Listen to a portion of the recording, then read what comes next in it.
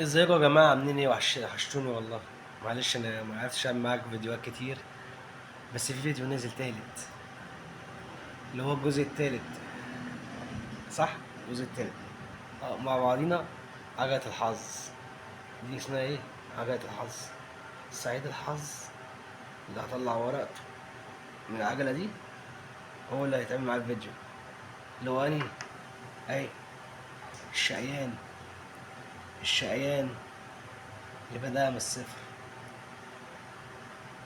هروح محله وهعمل معاه فيديو كليب وهتشوفوني وانا بتكلم. يا ترى مين سعيد الحظ ده اللي هيتكلم معاه وهنعمل الفيديو. ما تيجي نشوف. انا بتاعت العجلة اهو. هنعمل كده. نسمي بالرحمن.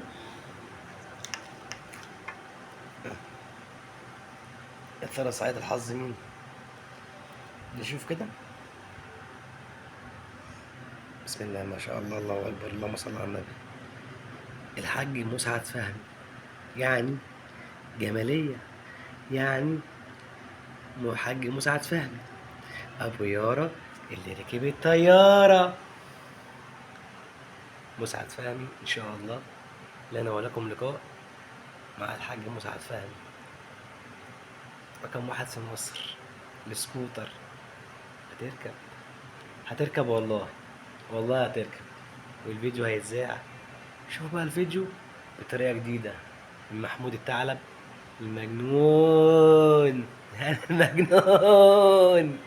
هوريكم الجنان بقى في الفيديو عند الحاج مسعد فهمي. انتظروني. خلاص. بسم الله ما شاء الله. نسيت اقول لكم صحيح. انتوا بتقولوا احلى ثلاث كلمات انا بحب اقولهم عشان ربنا يرزق الناس كلها. هم احلى ثلاث كلمات. يا هادي يا كريم ابعت. قول يا رزق. ان شاء الله ربنا هيرزق كل واحد هيقول الكلمه دي لما يخش محل الصبح استفتاح. يقول بسم الله الرحمن الرحيم وبه نستعين. ويقول الثلاث كلمات دولت. والله والله والله ربنا هيرزقك. والله ربنا هيرزقك ويكرمك.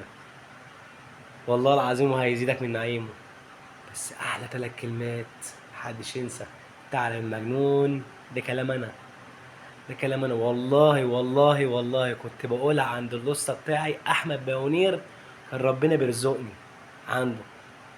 بس يا ريت الناس كلها اللي شغاله تقول معايا الكلمه.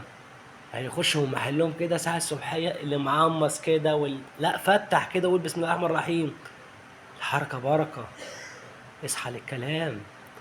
يا هادي يا كريم ابعت. قول يا رزق. ما تنساش هستناكم. الفيديو نازل. بس امتى دي بتاعت انا بقى. بتاعت الثعلب. مجنون. المجنون. سلام يا حبايبي.